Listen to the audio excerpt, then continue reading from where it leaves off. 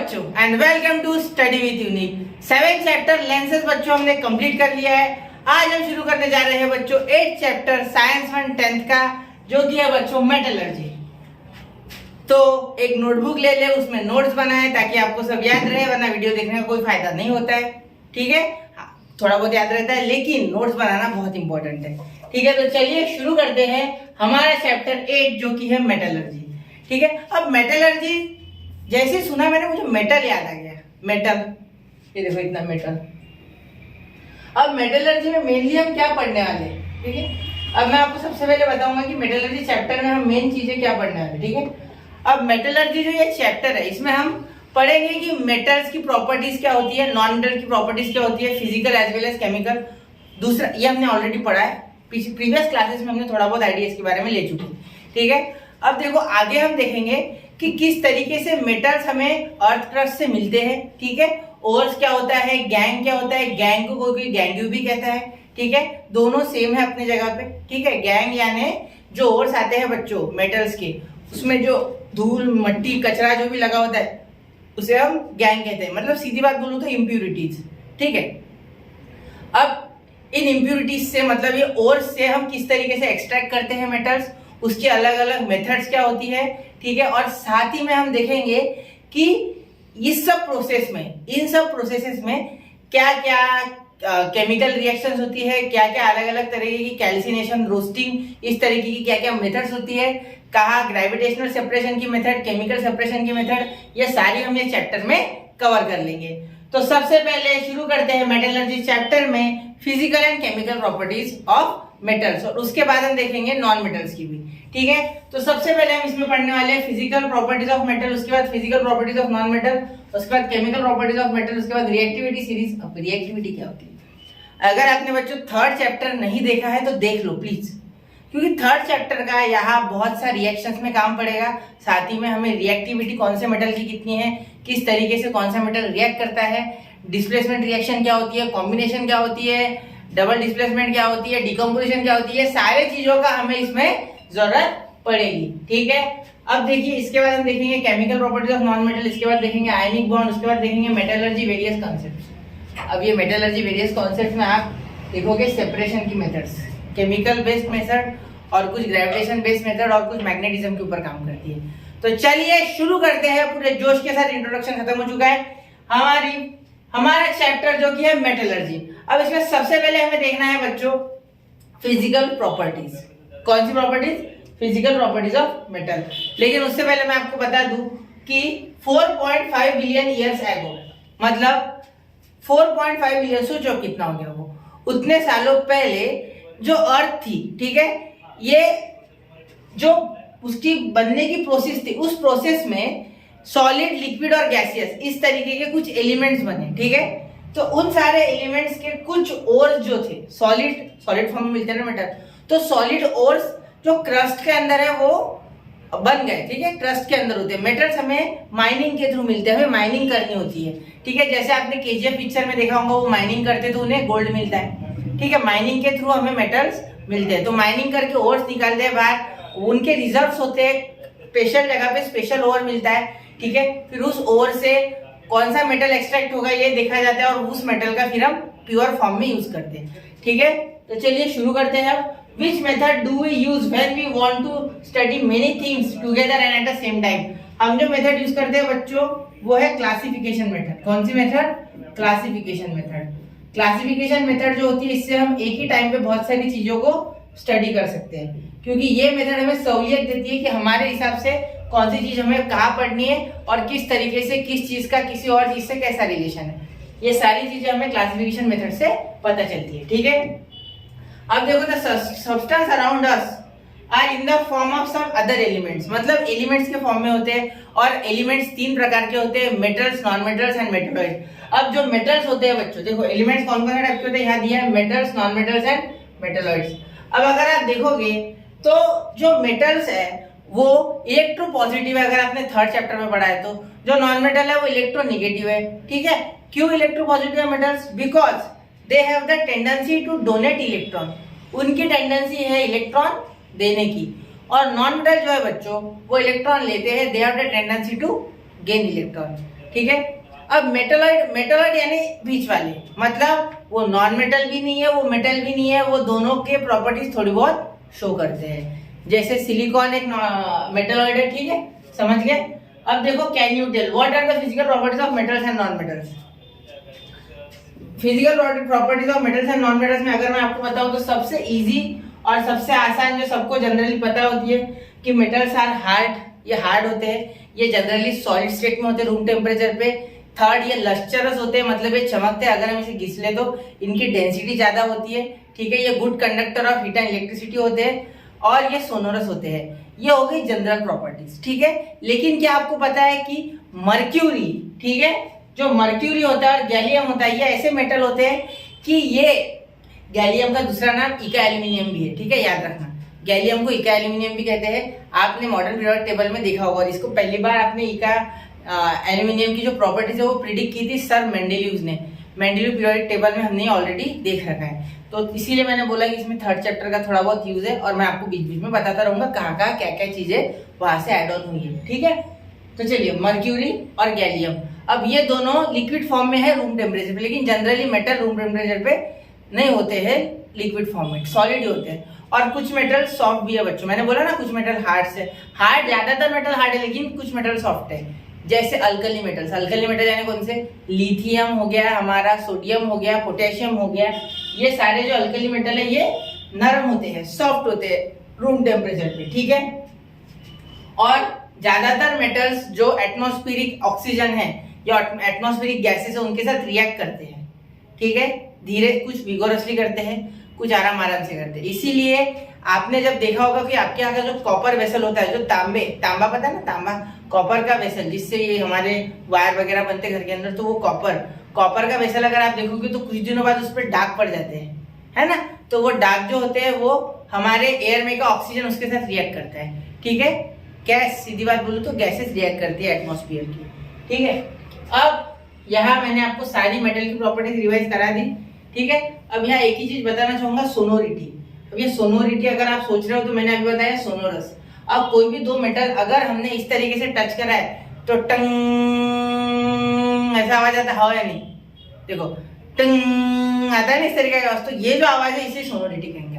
जैसे सुनो, एक मेटल से दूसरा मेटल स्ट्राइक करने में बहुत ज्यादा आवाज प्रोड्यूस होता है और वो वेव्स धीरे धीरे धीरे धीरे ग्रेजुअली कम होती है। जैसे सपोज देखो, पुराने जमाने में बेल नहीं थी, ठीक है, तो वो घंटा बजाता था, आके हमारे स्कूल के जो भी प्यून होते थे या जो जिनको भी वो ड्यूटी दी गई है वो इस तरीके से घंटा लाते थे, एक हथौड़ा रहता था लोखंड का, टंग टंग टंग टंग बजाते थे, समझे। तो वही है ये, ठीक है, सोनोरिटी प्रॉपर्टी, जिस कारण से मेटल का हथौड़ा और मेटल की डिस्क या प्लेट इस्तेमाल की जाती थी, ठीक है। पुराने जमाने में राजा महाराजा भी पता हो गया आपको कि कोई भी युद्ध वगैरह से पहले वो बिगुल बजाते थे और उसके बाद वो लोखंड का रहता था, ठीक है। अब देखो physical properties of non metal. अब नॉन मेटल की फिजिकल प्रॉपर्टीज बिल्कुल मेटल की उल्टा। नॉन मेटल ब्रिटल होते हैं, ठीक है, और नॉन मेटल हमें जनरली सॉलिड स्टेट में ही मिलते हैं लेकिन कुछ गैसियस भी मिल जाते हैं, ठीक है। और साथ ही में कुछ एक ही नॉन मेटल ऐसा है जो हमें लिक्विड स्टेट में मिलता है, ठीक है, जिसका नाम है ब्रोमीन, ठीक है। और एक भी मेटल में लस्टर नहीं होता है, नॉन मेटल में लस्टर नहीं होता है, ठीक है। नॉन मेटल ये नॉन लस्टरस होता है, साथ ही ये bad conductor of heat and electricity होता है। लेकिन लेकिन लेकिन ग्रेफाइट एक अकेला ऐसा नॉन मेटल है जो कि कार्बन का एलोट्रोप है, उसके पास ऐसी एक प्रॉपर्टी है जिसके कारण वो गुड कंडक्टर ऑफ इलेक्ट्रिसिटी तो है लेकिन हीट नहीं है। साथ ही में सारे मेटल बहुत ज्यादा हार्ड नहीं होते, ब्रिटल होते हैं, लेकिन एक ही मेटल ऐसा है, एक ही नॉन मेटल ऐसा है जो कि ब्रिटल नहीं है, वो एक्चुअली कार्बन से कनेक्शन है उसका, कार्बन का इलेक्ट्रोप है जिसे हम डायमंड कहते हैं बच्चों। वो डायमंड जो है वो क्या है, एक नॉन मेटल होते हुए भी कार्बन का इलेक्ट्रोप है ना, वो तो कार्बन ही हो गया, तो वो जो है वो नॉन मेटल होते हुए भी रिजिड है, मतलब वो बहुत ज्यादा फोर्स को झेल सकता है, वो डिफॉर्म नहीं होता है। समझ गए? क्लियर? यहाँ तक कोई इशू? मैंने पूरी आपको फिजिकल प्रॉपर्टीज रिवाइज करा दी, metal as well as non metal की। अगर आपको नहीं समझा, मैंने स्पीड से बोला होगा तो सॉरी, क्योंकि मैंने स्पीड से इसलिए बोला क्योंकि ये सारी चीजें मैं ऑलरेडी पता थी प्रीवियस क्लासेस में। आप एक बार इसे अगर बुक में नोट करें पॉज कर करके तो आपको सारा याद हो जाएगा। चलिए चलो आगे, तो चलिए चलते हैं बच्चों आगे। तो सबसे पहले हमने अब हम पढ़ेंगे केमिकल प्रॉपर्टीज ऑफ मेटल। ये है भाई हमारा नया टॉपिक, ये भी हमने 8th स्टैंडर्ड में पढ़ा था, थोड़ा बहुत पढ़ा था लेकिन पढ़ा था हमने, ठीक है। तो अब देखो केमिकल प्रॉपर्टीज ऑफ मेटल देखते हैं। अब ये क्या है, chemical properties of metal. Sir कितनी गंदी हैंडराइटिंग निकालते हैं, पता है बेटा, ये बचपन से, अब क्या करूं, बीमारी हो गई ऐसे समझ लीजिए। तो केमिकल प्रॉपर्टीज ऑफ मेटल्स। अब देखो मेटल्स किस किस के साथ रिएक्शन करते हैं, ऑक्सीजन, जैसे कि आप यहाँ देख रहे हो, वाटर, एसिड, नाइट्रिक एसिड, और कुछ भी चीज जो हो सकती है मेटल का मेटल के साथ भी रिएक्शन होता है, तो उसमें किस तरीके से वो बिहेव करता है, इन सारे चीजों को हम देखेंगे, उसे बोलेंगे केमिकल प्रॉपर्टीज ऑफ मेटल। मतलब केमिकल प्रॉपर्टीज ऑफ मेटल में हम देखेंगे कि मेटल दूसरे चीज के साथ रिएक्शन करने पे केमिकली किस तरीके से बिहेवियर करता है, बस इससे ज्यादा कुछ, ठीक है, क्लियर, ठीक है। अब सबसे पहले ऑक्सीजन के साथ दिया है, metal with oxygen, metal with oxygen, ठीक है। अब अगर मैं आपको बताऊं कि मेटल विथ ऑक्सीजन जब भी रिएक्ट करता है तो ये बनाता है बच्चों ऑक्साइड। क्या बनाता है, मेटल ऑक्साइड, ठीक है, समझ गए। मेटल ऑक्साइड क्या बनाता है, metal oxide. Metal combined with oxygen on heating in air and metal oxide are form. देखो मेटल जब भी ऑक्सीजन के साथ रिएक्ट करता है तो मेटल ऑक्साइड ही बनाता है। जैसे अगर मैं आपको अभी बताऊं तो यहाँ Na+O it gives to Na2O। अब इसे हमें बैलेंस करना होगा तो यहाँ O2 हो जाएगा बेटा, ठीक है। Na+O2 is gives to Na2O। तो यहाँ हम क्या लिख लेंगे, 2 लिख लेंगे, यहाँ 4 लिख लेंगे, तो हो गया ये बैलेंस, और यहाँ पे 2 लिख लेंगे। तो देखो 2 2 जा 4, और ये हमारा यहाँ 2 लिखने की जरूरत नहीं है, यहाँ 2 लिखो मत, ठीक है, यहाँ जरूरत नहीं है 2 लिखने की, एक मिनट, हाँ, यहाँ 2 लिखने की जरूरत नहीं है। यहाँ हो गया O2, तो यहाँ ऑलरेडी 2 आ गए, इसके 2 और इसके 2 2 जा 4, तो यहाँ मैंने 4 लिख लिया, ठीक है। तो ये सोडियम प्लस ऑक्सीजन का मॉलिक्यूल है, ये ऑक्सीजन नहीं है, ऑक्सीजन का मॉलिक्यूल है, ऑक्सीजन है लेकिन उसका molecule, it gives to sodium oxide, sodium oxide. इस तरीके से कोई भी मेटल अगर आप रिएक्ट करवाओगे विद ऑक्सीजन तो वो क्या बन जाएगा बच्चों, ऑक्साइड। अब एग्जांपल देने के लिए तो बहुत है, जैसे अगर मैं और एक बताऊं, इसी के फैमिली से बता देता, पोटेशियम प्लस ऑक्सीजन का molecule is equal to K2O, potassium oxide, ठीक है। अब ऐसे देने के लिए तो बहुत है, MgO है, मैग्नीशियम ऑक्साइड है, एल्यूमिनियम ऑक्साइड है।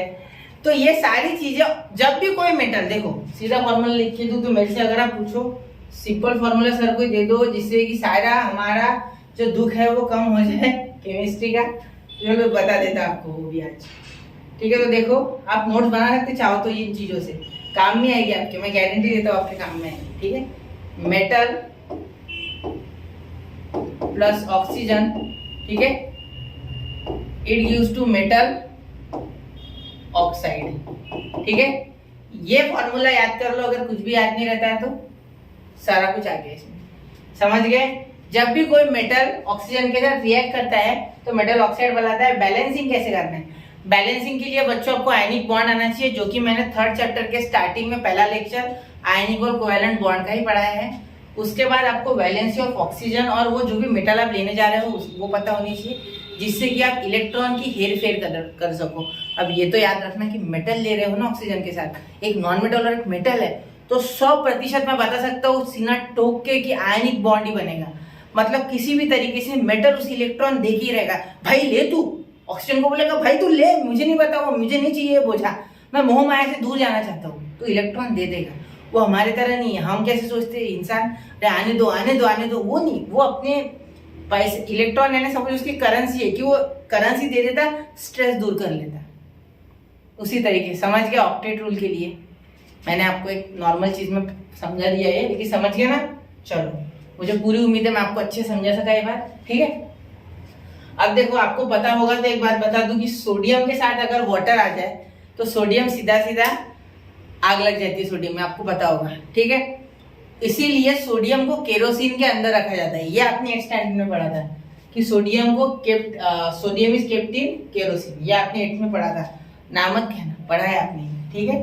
देखो ये ऑक्साइड जो है, ठीक है, सोडियम ऑक्साइड, इसको और एक बार पानी में मिला दिया, यहाँ की सारी रिएक्शन ले लेता, Na2O प्लस H2O, इसे पानी में मिला दिया, तो क्या बन गया बच्चों, यहाँ बन गया NaOH। क्या बन गया, NaOH। ठीक है, तो ये NaOH यानी सोडियम हाइड्रोक्साइड। क्या बन गया, सोडियम हाइड्रोक्साइड, मतलब सोडियम ऑक्साइड सोल्यूबल है इन वाटर, और उसके बाद बन गया सोडियम हाइड्रोक्साइड। अब मैग्नीशियम को भी सेम वाटर में हमने जब मिक्स किया तो क्या बन गया, मैग्नीशियम ऑक्साइड को मिक्स किया तो मैग्नीशियम हाइड्रोक्साइड। ठीक है, क्लियर। अब देखो जब इन्हें हम पानी में मिक्स कर रहे हैं, ठीक है, तो क्या बन रहा है बच्चों, हाइड्रोक्साइड, मतलब वाटर के साथ भी रिएक्शन हम बोल सकते हैं।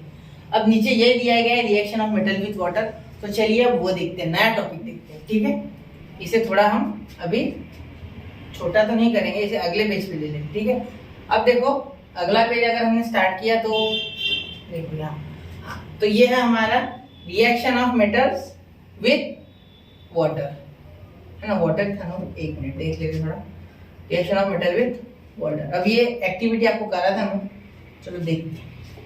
तो देखो reaction of metal with water, normal चीजें सारी, हमें कोई बहुत ही हार्ड नहीं दे दिया है यहाँ। ठीक है, इजी चीजें दी है, या आपने 8th में भी पढ़ा है थोड़ा बहुत, रिएक्शन ऑफ मेटल। सर हमारे सर ने तो पढ़ाया ही नहीं, सर ने पढ़ाया, तुमने ध्यान नहीं दिया। सर ने पढ़ाया, सब टीचर सब करवाते, हो सके वहां तक। Reaction of metal with water, with water.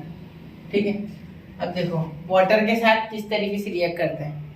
ठीक है, अब देखो कुछ मेटल जो होते हैं वो एकदम से पानी में डालने के बाद विगोरसली, मतलब एकदम से इस तरीके से रिएक्शन करेंगे, बहुत ही पावरफुल तरीके से रिएक्शन करेंगे।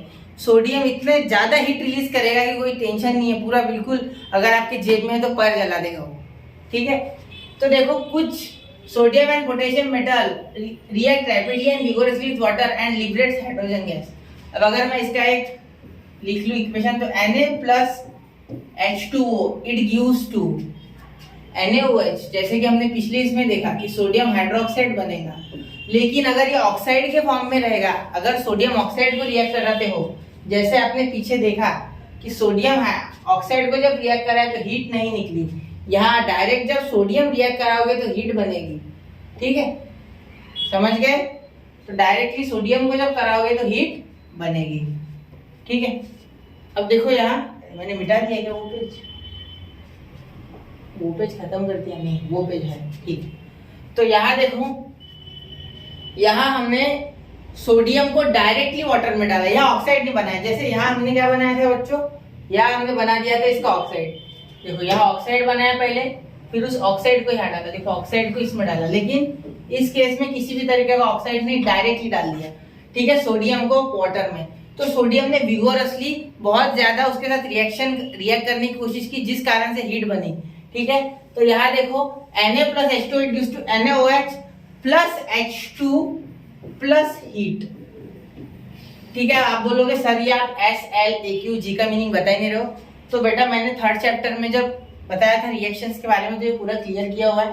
S यानी सॉलिड, L यानी लिक्विड, AQ यानी एक्वियस सॉल्यूशन, और G यानी गैस। ठीक है, तो गैस तो हमेशा हवा में उड़ जाएगा, याद रखना है बात। ठीक है, ऐसी सेम पोटेशियम के साथ होते हैं। ठीक है, H2O it gives to KOH plus H2 plus heat, same reaction. ठीक है, समझ गए। अब बैलेंस भी करना है ना, तो चलो देखते हैं। अब यहाँ हम लगा सकते हैं 2, यहाँ भी 2 लगा देंगे क्योंकि इसके पास 2 है, यहाँ भी 2 लगा देंगे।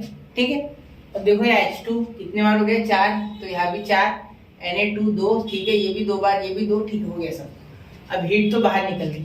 ठीक है, तो हीट रिलीज हो गई।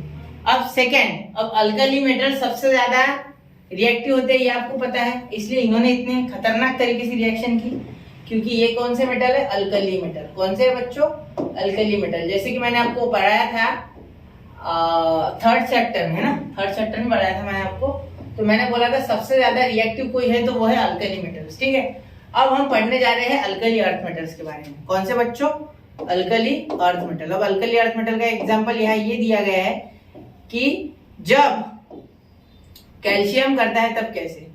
तो देखो calcium react with water slowly and less vigorously, मतलब हाँ वो भी अच्छे तरीके से रिएक्शन करता है, वो भी हीट रिलीज करता है थोड़ी बहुत, लेकिन कम विगोरसली, ज्यादा नहीं।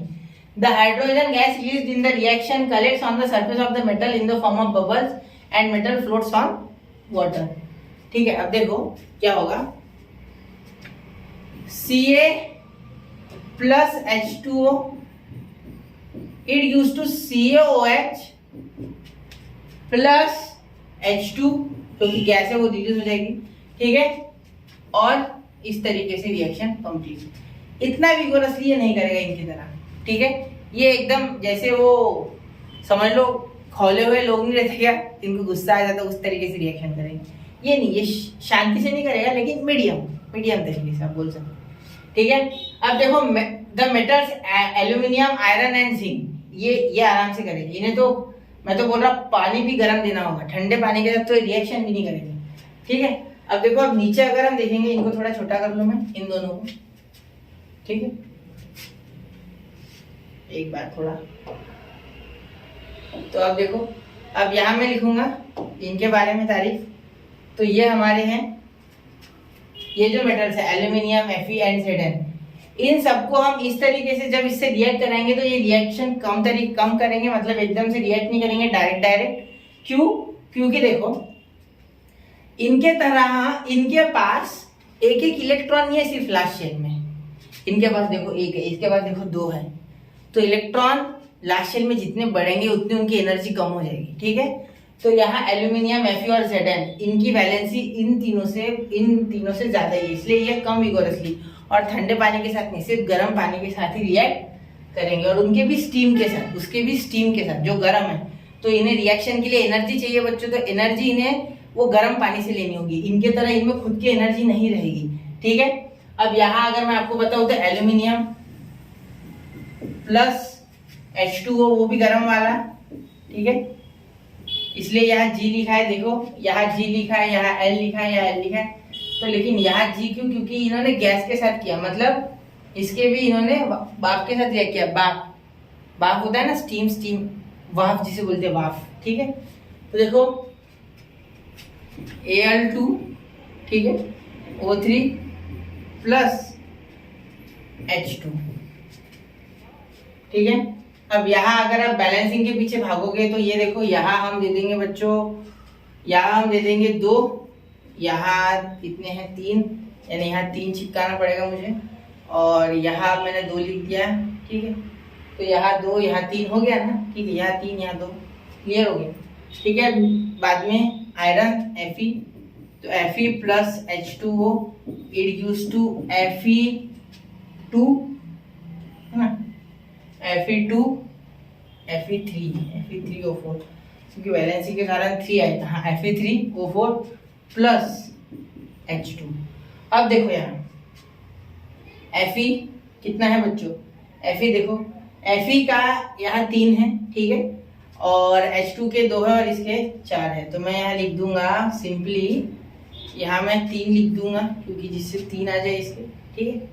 यहाँ लिख दूंगा 4, तो 4 के लिए यहाँ 4 लिखना पड़ेगा मुझे, और यहाँ भी मैं 4 लिख दूंगा, तो यहाँ 8 हो गए, यहाँ इसके 4 हो गए और इसके 3 हो गए, चलो बैलेंस हो गया, ठीक है। अब Zn देखो, Zn plus H2 it used to ZnO plus H2, तो ये रिएक्शन आप समझ गए, इसमें बैलेंसिंग का भी काम नहीं पड़ा, डायरेक्ट इसने बॉन्ड बना लिया, ठीक है, समझ गए। तो इस तरीके से कुछ मेटल जो है वो रिएक्ट करते हैं विद द वाटर, ठीक है। अब हम देखेंगे कि मेटल किस तरीके से ऑक्सीजन के साथ रिएक्ट करते हैं। तो इसमें ऑक्सीजन नहीं, यार देखो यहाँ हमें एसिड लिखना है, ये गलत है, टेक्स्ट बुक में छपा हुआ है, या एसिड कर लो, ठीक है। अब हम यहाँ 2 तरीके के एसिड, एक डाइल्यूट एसिड और एक कॉन्सेंट्रेटेड एसिड, इस तरीके से लेंगे। तो डाइल्यूट एसिड यानी बच्चों, बहुत से बच्चों को डाइल्यूट एसिड यानी समझता ही नहीं है। तो एसिड में जब हम पानी मिला देते हैं कुछ मात्रा में तो उसे डाइल्यूट कहा जाता है, और एसिड में जब हम कॉन्सेंट्रेटेड तरीके से ले लेते, जैसा हमने बनाया वैसे का वैसा इस्तेमाल, उसे कहेंगे कॉन्सेंट्रेटेड। कॉन्सेंट्रेटेड यानी उसमें एनर्जी ज्यादा रहेगी, वो ज्यादा जल्दी रिएक्ट करेगा, और जो डाइल्यूट एसिड है वो आराम से रिएक्ट करेगा, ठीक है, क्लियर, समझ गए। अब देखो, अब अगर यहाँ देखोगे तो Mg प्लस HCl, देखो यहाँ मैं आपको इसी से रिएक्शन समझा देता। देखो ये सारे आपके टेक्स्ट बुक की रिएक्शन है, इसके आने का बहुत चांसेस है एग्जाम में। MgS plus 2HCl, MgCl2 plus H2, क्या होता है देखो, ये Mg इस Cl को खींच लिया और इसके साथ इसने एक सॉल्ट बना लिया जो कि है मैग्नीशियम क्लोराइड, मैग्नीशियम क्लोराइड, और ये H2 जो हाइड्रोजन गैस है वो बाहर उड़ गई। ठीक है, उसके बाद देखो Al HCl, Al ने Cl के साथ बना लिया तो ये क्या बन गया, एल्यूमिनियम क्लोराइड, और यहाँ H2 जो कि गैस है वो हम उड़ गई। तो हमेशा प्रेसिपिटेट क्या आएगा, जब भी एसिड के साथ रिएक्ट करेगा मेटल, तो मेटल यहाँ लिख लो, ये तो metal plus acid, it gives to metal salts, metal का salt plus hydrogen gas, plus hydrogen gas, याद रखना, प्लस हाइड्रोजन गैस, ये याद रखना। ठीक है, अब यहाँ Fe+2HCl, FeCl2 प्लस H2, यहाँ Zn plus HCl, ZnCl2 plus H2, मतलब H2 तो हमेशा फिक्स है, याद रखना। समझ गए, क्लियर। अब देखो यहाँ नीचे देखो, metal react with nitric acid, अब नाइट्रिक एसिड के साथ, अब नाइट्रिक एसिड यानी ये स्ट्रॉन्ग कॉन्सेंट्रेटेड फॉर्म में लेंगे हम। ठीक है, यहाँ देखो nitrate salts are formed on reaction of metals with nitric acid. Various oxides of nitrogen N2O, NO, NO2 are also formed in accordance with the concentration of nitric acid.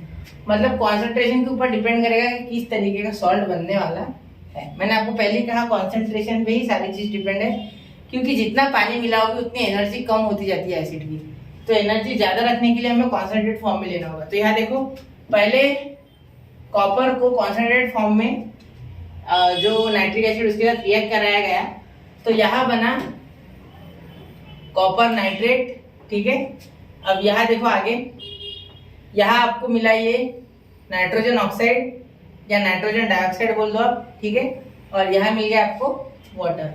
अब यहाँ जब इस Cu ने HNO3 के साथ react किया तो इसने बनाया इस बार भी कॉपर नाइट्रेट। ठीक है, और यहाँ NO2 गैस नहीं बना, NO गैस बना। क्यों? क्योंकि यहाँ इस बार एनर्जी कम थी डाइल्यूशन के कारण। ठीक है, एसिड के पास एनर्जी डाइल्यूशन के साथ साथ कम होती जाती है। ठीक है, तो यहाँ बना आपका नाइट्रोजन ऑक्साइड और यहाँ आपका वाटर जो है वो बना ही है, हर बार जैसे बनता है। ठीक है, अब एक्वा रिजिया क्या होता है? एक्वा रिजिया ये ऐसी चीज है जिसमें कोई भी मेटल डालो और वो उसमें मिक्स एकदम से खत्म। देखो aqua regia is a highly corrosive and fuming liquid. It is one of the few reagents which can dissolve the noble metal like gold and platinum.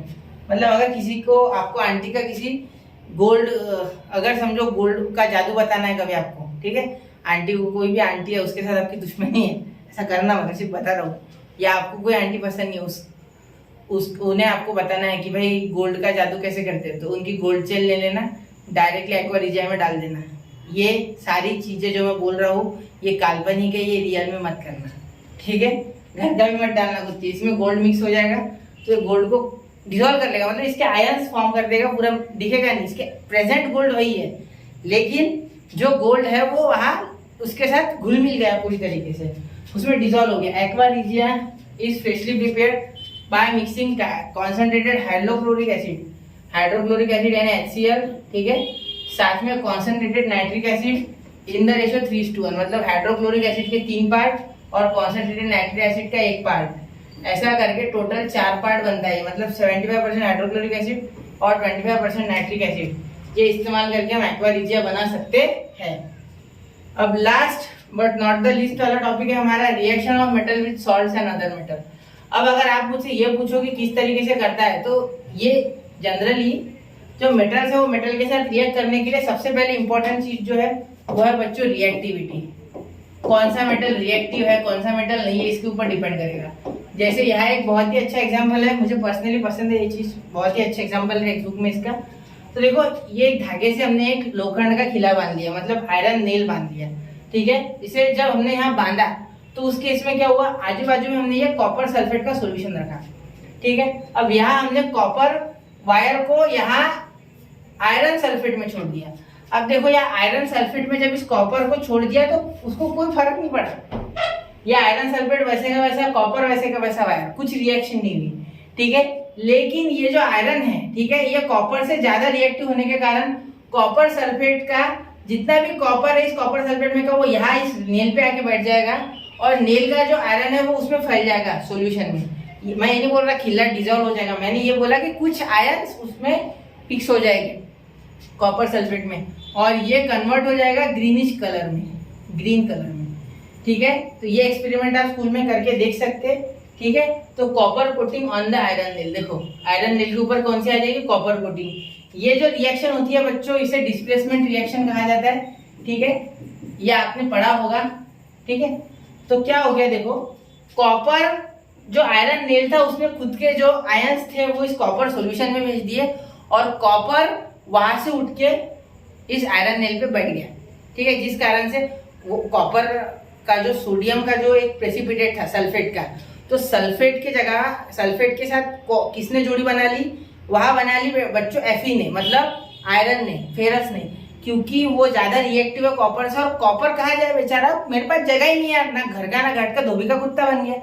इसलिए वो कॉपर क्या करता है, वो आयरन नेल पे आके बैठ जाता है। समझ गए, क्लियर। चलो अब ये रिएक्शन किस टाइप के पूछा है, ये डिस्प्लेसमेंट रिएक्शन है। ठीक है, अब रिएक्टिविटी सीरीज ऑफ मेटल, अब ये हम अगले लेक्चर में देखेंगे और अच्छे से देखेंगे कि कौन सा मेटल कितना रिएक्टिव है। अगले लेक्चर में और भी ज्यादा अच्छे से आपको समझाने की कोशिश होगी, क्योंकि ये बहुत ही इंपॉर्टेंट चैप्टर है अगर आप केमिस्ट्री सीखना चाहते हैं तो। लेकिन इसके पहले थर्ड चैप्टर जरूर देखिएगा, केमिकल रिएक्शंस एंड इक्वेशंस, और सेकंड चैप्टर भी जरूर देखिएगा, क्योंकि उसमें से ही आपको वैलेंसी वगैरह एलिमेंट्स क्या है वो पता चलेगा। मिलते हैं अगले लेक्चर में, तब तक के लिए पढ़ते रहे, आगे बढ़ते रहे, स्टडी यूनिट के साथ बने रहे। जय हिंद, जय भारत।